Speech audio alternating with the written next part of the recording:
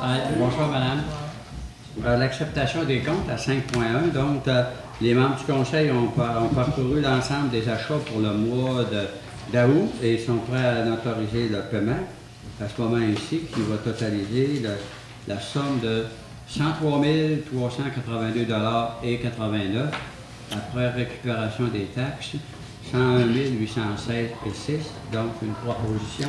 Suite à la vérification des factures, j'en fais la proposition. Oui, Mme Gagnon, M. Perron. Ça fait?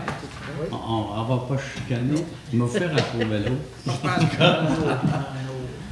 Ici, on n'a pas besoin de résolution. Cependant, c'est la coutume de déposer l'analyse sur la situation financière de la municipalité. Alors, les membres du conseil ont eu l'occasion de partager l'ensemble des résultats, par autant des revenus que des dépenses, avec la directrice générale, Mme Gagnon. Dans le fond, on est satisfait de la manière que ça se déroule pour le moment. Et également, on peut comprendre là, à l'interprétation des chiffres à ce moment-ci qu'on s'en va vers une année financière où on va rencontrer aucun problème en termes de revenus et de dépenses. Peut-être vous pouvez nous en parler sommairement, si vous voulez. Ou... Au niveau de la taxe générale, on rencontre le budget.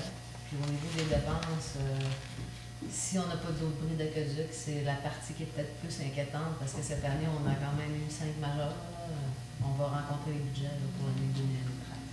Alors donc, si vous voulez les consulter au public, ils vont être vus qui sont déposés et qu'on est aussi en période préélectorale. Donc, s'il y a des gens qui voudraient savoir comment se portent les budgets et les finances municipales, bien, vu qu'on l'a déposé ce soir, ça va être disponible. 5.3, donc on aurait besoin à ce moment ici là, pour confirmer notre mandat d'autoriser les vérificateurs là, pour l'année qui s'en vient. Et en fait, on a reçu une proposition de Deloitte et on proposerait là, de l'accepter. Donc pour 2013, la somme d'honoraires prévus de 8 900 $ plus taxes, 2014, 9 200 $ plus taxes, 2015, 9 500 $ plus taxes. Ça inclut la délivrance d'un rapport de l'auditeur indépendant sur les états financiers de chacun de ces 3 exercices, ainsi que la production des déclarations fiscales. Donc, à ce moment-ci, si on pourrait adopter une résolution à la fin. Oui, M. Perron, d'appui de Mme Bonneau. Tous les membres du conseil, vous êtes à l'aise avec cette décision-là? Good. Et on pourrait maintenant, le 8.1, correspondance et communiqué, donc c'est l'habitude du conseil, via son secrétariat à chaque mois, de déposer toutes les correspondances reçues et sortantes, dont on les dépose.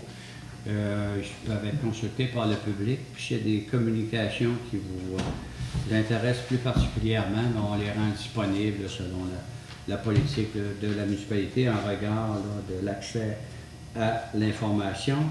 Période de questions. Des fois, il y a des gens qui ne veulent pas passer toute l'Assemblée, mais qui ont une question, fait qu'à ce moment-ci, on permet aux gens, s'ils veulent poser des questions, de le faire. Sinon, on continue. Puis à la fin de la séance, il y a une autre période de questions de toute façon. Il n'y a pas de questions dans la salle pour le moment? Non, OK.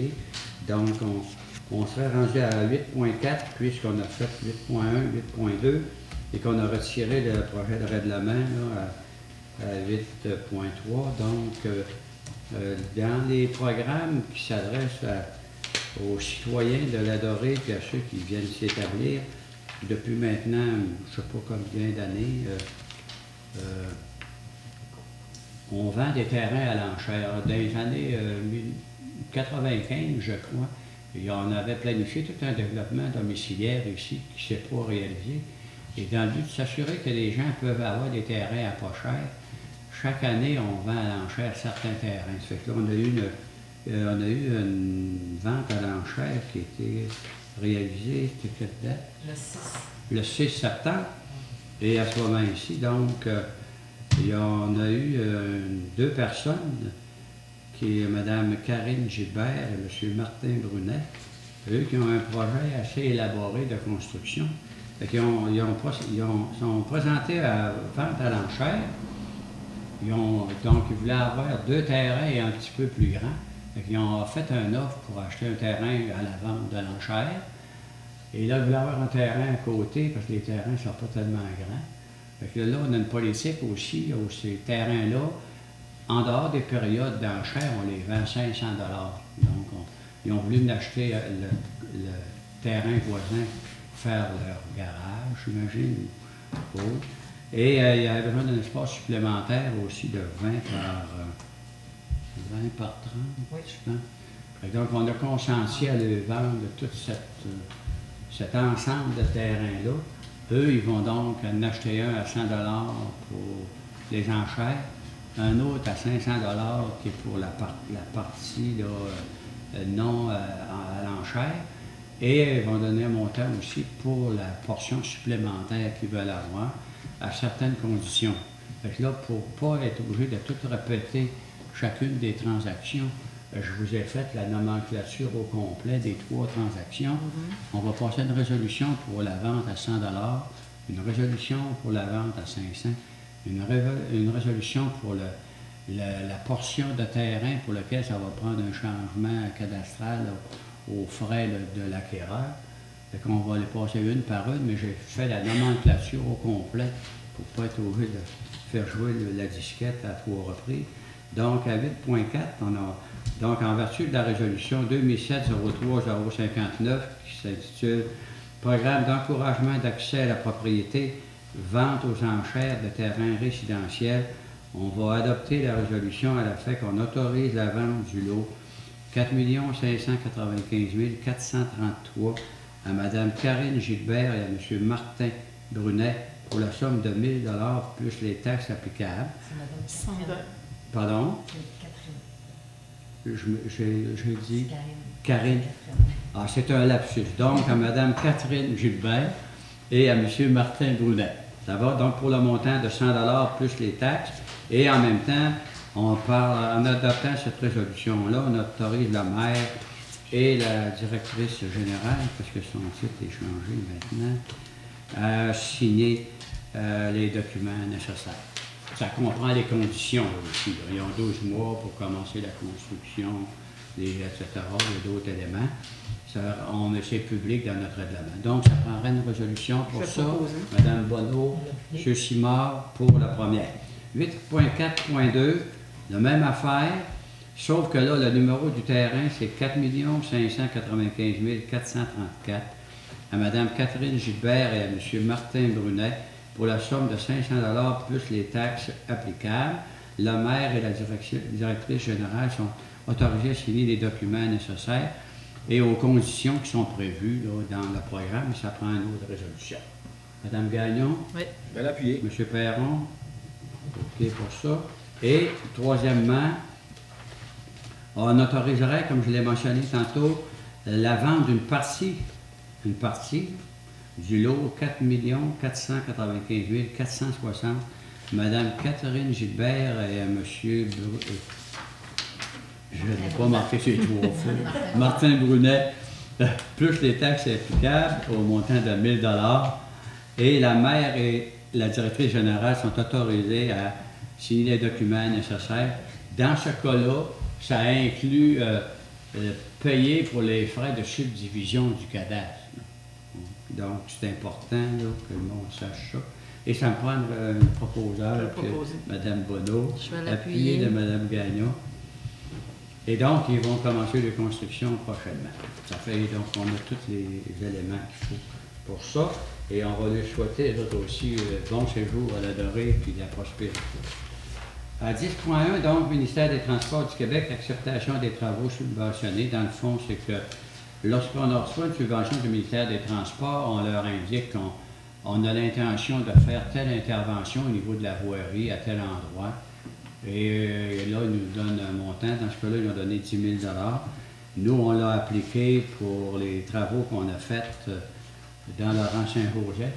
On a réalisé des travaux pour 143 000 et donc ça va réduire notre participation de 10 000 parce qu'on va utiliser cette subvention-là là, dans le projet de Saint-Joseph. Et comme Alors, on a un rapport là, des travaux publics à cet effet-là, donc on va adopter une résolution à l'effet qu'on a réalisé les travaux puis c'est conforme à ce qui avait été planifié. Je vais le proposer. Perron, Mme Gagnon. Oui. Parfait. Tout le monde est à l'aise avec ça? OK. Entretien des chemins d'hiver. Alors, en fait, nous, ici, on a signé un contrat il y a quelques années, c'était en 2010, avec la firme, avec M. Christian Allard, au nom de Pièces d'Auto Christian Allard, qui a un siège social au 2369 chemin Saint-Eugène à Saint-Félicien. Dans ce contrat-là, il était prévu que la municipalité avait un droit d'option à un prix fixe là, pour 2013, 2014 et 2014-2015. On a le choix d'exercer notre option ou pas. Puis si on n'exerce pas, il faut aller en appel d'offres. Fait que la municipalité, le conseil a décidé qu'on exerçait notre option. Donc, à l'item 10.2.1, on va adopter une résolution à l'effet qu'on se prévoit des 2 années d'option. Et pour les années 2013-2014, 2014-2015, pour la somme de 84 000 $ plus les taxes applicables pour chacune des années des options. Ça comprend en particulier le contrat de base là, qui est 68 000, puis le contrat de la branche ouest 16 000, plus les taxes. Donc, il faudrait qu'on accepte cette proposition-là par voie de résolution.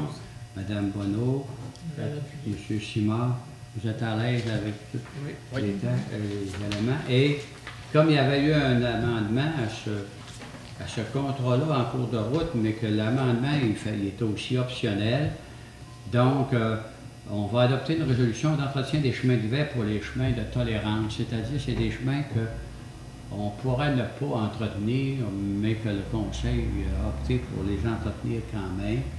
Donc c'est le chemin du Lacron, le chemin des Hirondelles puis le chemin des Perdrix. Même raison, même argumentaire que pour l'autre contrat. Donc, on accepte donc d'exercer nos options pour 2013-2014, 2014-2015, avec pièces d'auto Christian Allard pour une somme de 4 000 $. C'est pour chacune des années, plus les taxes. Et ça, aux mêmes conditions que celles stipulées dans le cahier de charges pour l'entretien d'hiver des chemins municipaux. Donc, ça nous prendra une proposition, Mme Gagnon, appuyée de M. Perron. Donc, ça règle les cas pour la voirie d'hiver. Maintenant, dans les services publics, on a commencé les travaux récemment pour moderniser notre système de production d'eau potable. Et naturellement, c'est un projet de 650 quelques mille, 57 000 $, je crois. 600, oui, à peu près 700 000. Oui. Et donc, à ce moment-ci, il faut commencer à payer des factures. Donc, la manière de payer les factures, c'est qu'on a des décomptes progressifs. Donc, le décompte progressif qui était autorisé par la firme d'ingénieurs est au montant de 85 150 $ et 58, plus les taxes applicables. Donc, il faudrait à ce moment-ci adopter une résolution à l'effet qu'on autorise le décaissement de cette somme-là. Madame Bonneau, appuyée de M. Simard. Vu qu'on n'est pas nombreux, puis il faut appuyer chacun à notre tour, naturellement. Donc, ça va pour ça. Et un autre, lui, c'est là avec le décompte progressif numéro 3. Ça, il s'agit là du système de filtration d'eau lui-même, qui est un système préfabriqué par la compagnie Oxy-Air. Quand on a placé la commande, il fallait verser 30% du montant de la valeur totale de l'ensemble de cet équipement-là. Ensuite, au moment de la livraison, il fallait qu'on décaisse un autre 40%, qui est 72 000 $. Cependant, on a reçu l'équipement, et puis il y a quelques petits éléments de correction qu'il faut qu'ils soient faits avant qu'on l'installe. Puis les ingénieurs au dossier de CGRTech, ils ont eu des discussions avec le fabricant, ils ont convenu de qu'est-ce qu'il fallait qu'il soit remplacé ou corrigé. Il s'agit du charrette de CGRTech. Et à ce moment-ci, nous, on va autoriser le décaissement du deuxième paiement, c'est-à-dire 72 000 conditionnel à ce que le système soit dans un état et accepté par le chargé de projet de CGRTEC. Ça va? Oui. Donc, moi, je ne signerai pas un chèque, puis Mme Gagnon non plus, tant et aussi longtemps qu'on n'a pas un document certifié des ingénieurs. Cependant, comme on est comme serré dans le projet, en termes de calendrier puis d'exécution, il ne faut pas qu'on soit obligé d'attendre au mois d'octobre pour payer ce montant-là parce qu'on va être en défaut de notre contrat.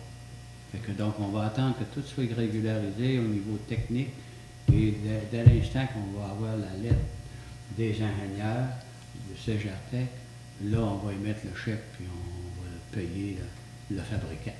Ça va? Le système est arrivé. Le système est arrivé, tout est rendu dans la bassiste, mais on ne veut pas payer une couple de petites bottes à visser ailleurs qui étaient. Alors, dans le fond, c'est un peu ça. Vous êtes à l'aise pour approuver? Pour les conditions sont claires. À qui en fait la proposition, Mme Gagnon? Je vais l'appuyer. Super. Moi, surtout que j'étais allé faire un petit tour. Ah oui, je suis allé voir ça. Checker ça. Donc, ça fait pour ça.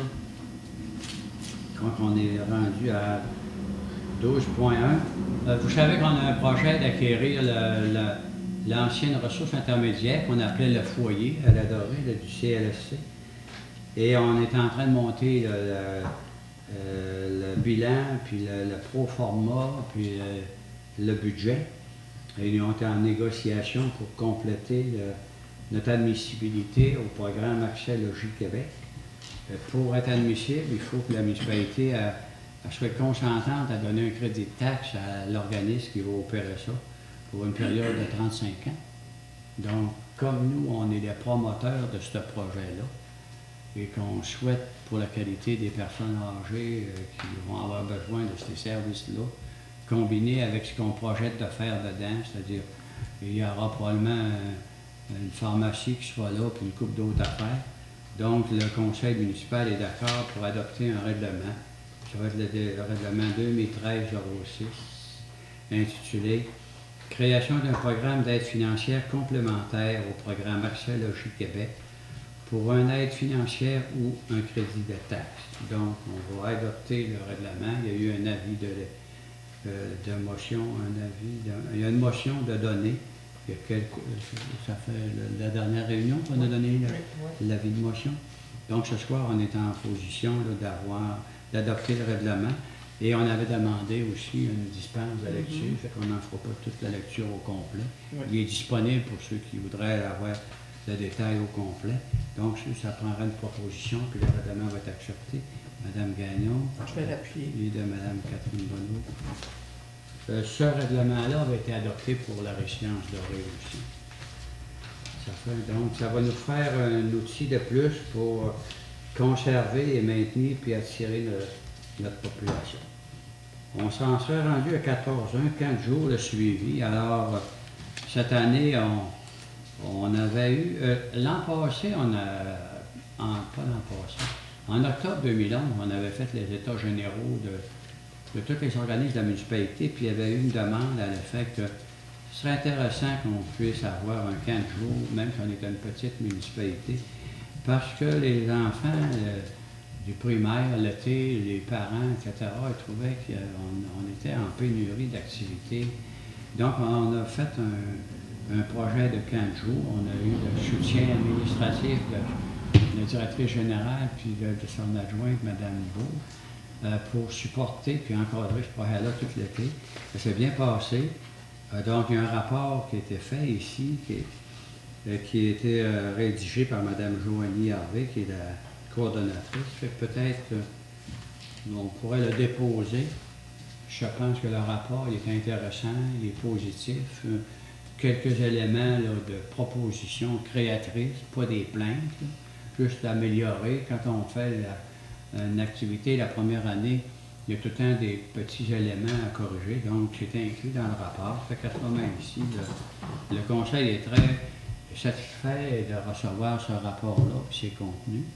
Puis on va probablement mettre dans le budget parce que c'est demandé.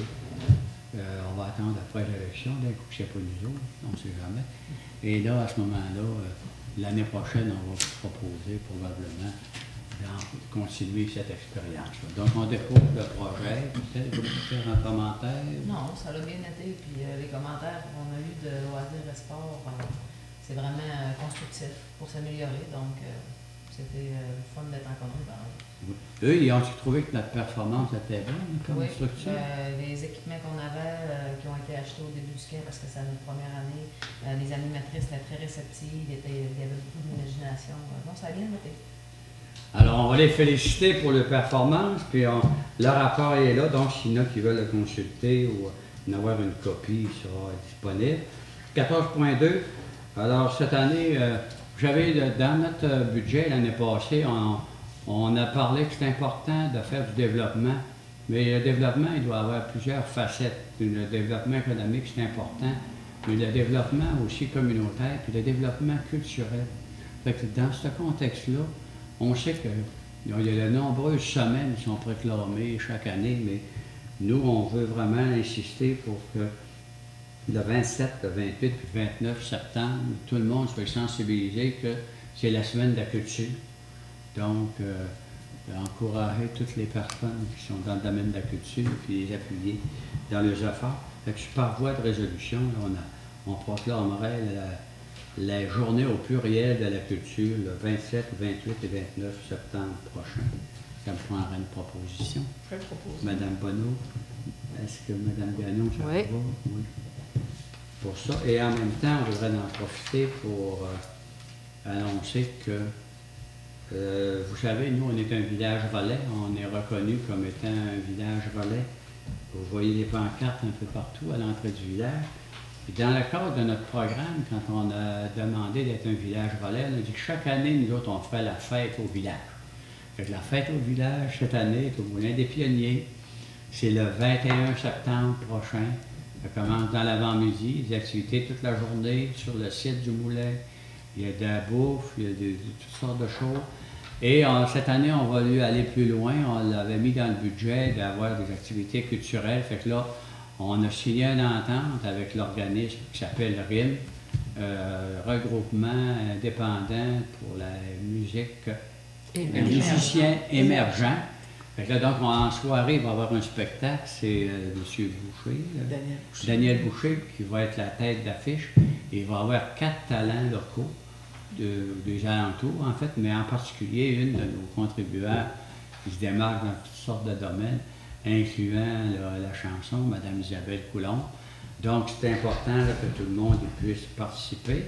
Les billets sont en vente dans différents établissements, incluant l'Hôtel de Ville, au prix de 15 $. Donc, et au Moulin des Pionniers, je crois que l'entrée est... Pour la journée? Ouais, c'est gratuit. Donc, au Moulin des Pionniers, vous pouvez aller avec votre famille, etc. Ça va être gratuit. Et en plus, il va y avoir là, des éléments là, de collation et de rafraîchissement à prix très abordable. Donc, on voulait vous dire ça. Et à 15.1, en fait, à 15.1, le Conseil voudrait donner suite à une demande d'appui qui a été faite par le Conseil d'administration de Forêt modèle du Lac-Saint-Jean. Forêt modèle du Lac-Saint-Jean, c'est une structure qui comprend la MRC Maria Chapdelaine, Domaine du Roi et le Conseil des Montagnais. Depuis 7 ans, il y a différents projets d'innovation qui sont conduits. Cependant, le gouvernement fédéral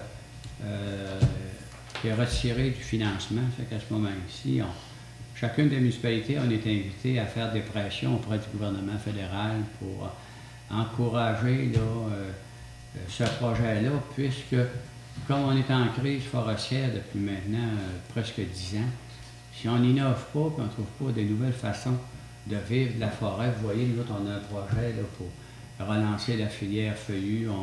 On a un projet dans la cueillette des champignons nordiques avec la coop. On a toutes sortes de projets en relation avec la forêt modèle. Fait qu'à ce moment-ci, le Conseil pourrait adopter une résolution d'appui à le fait que le gouvernement fédéral devrait trouver dans le cadre de ses déclarations, à le fait qu'il veut aider à la relance de l'industrie forestière. Donc, pourrait peut-être là, revoir ses stratégies au niveau du forêt modèle, puis trouver des budgets nécessaires pour permettre à cette organisation-là de fonctionner, pour trouver d'autres produits pour créer de l'emploi et de la richesse collective. Fait que on pourrait adopter une résolution dans ce sens-là. Monsieur Simard. Je vais appuyer. M. Perron, merci beaucoup. Est-ce qu'il y a des questions dans la salle? Ça va? On essaie d'être explicite, mais on a un temps limité aussi. Des fois, on est un peu rapide. Donc, s'il n'y a pas d'autres éléments, on va lever l'Assemblée en rappelant que la prochaine Assemblée, et ce sera une des dernières avant le mois de novembre, parce qu'il y aura probablement des nouvelles personnes au Conseil, puis il y en a peut-être de nous qui vont être encore là. Fait que ça va être, la prochaine Assemblée va être le 1er octobre à 20h. Lever l'Assemblée, M. Perron. Oui. Ça va. Merci beaucoup.